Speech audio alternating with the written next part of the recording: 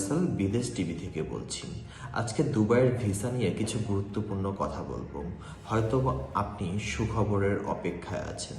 সুখবরটা একটু পরে বলবো। আগে একটু মনোযোগ দিয়ে আমাদের কিছু কথা শুনবেন।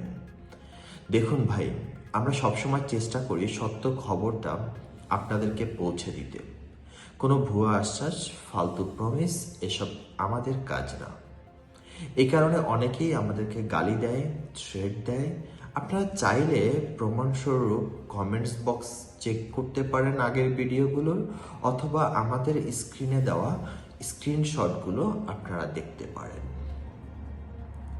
কিছু বাজে ভাষায় আমাদেরকে গালাগালি করা হয়, কিন্তু যাদের উপকার হয় তারা ভালো মন্তব্য করেন না। শুধু চুপচাপ ভিডিও দেখে যান, ইনফরমেশন নিয়ে নেন। একটা লাইক নয়, একটা শেয়ার নয়, একটা কমেন্টস নয়। আপনারা কি জানেন, আপনারা একটা কমেন্টস বা শেয়ার আমাদেরকে অনেক অনুপ্রেরণা হতে পারে, কিন্তু আজকে আমরা সবাই কৃপণ হয়ে গিয়েছি। ভালোর প্রশংসা করতে আমরা ভুলে গিয়েছি, তারপরেও আমরা থেমে যাই নাই। আপনারা চাইলে আমাদেরকে ভিডিও শেয়ার করতে পারেন, ভালো ভালো কমেন্টস করতে পারেন।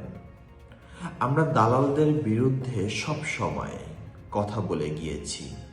সত্য তুলে ধরি, কারো পক্ষে নয়, জনগণের পাশে দাঁড়াই।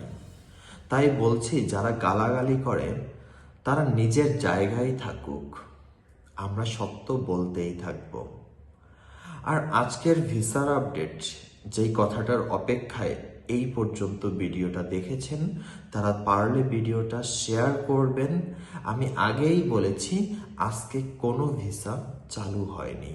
আগের যেই আপডেটগুলো রয়েছে সেম আপডেট আজকেও রয়েছে। আমার কথাগুলো শুনে কেউ কষ্ট পেলে আমি দুঃখিত, তবে এটি সত্য। ভিডিওটা শেয়ার করুন, কমেন্টস করুন, আপনার মতামত জানান আমাদের কমেন্টসে, এবং অবশ্যই আমাদের পাশে থাকুন, কারণ আমরা আছি আপনাদের জন্য, সত্যের জন্য। বিদেশ টিভি, সত্যের পাশে, প্রবাসীদের সাথে।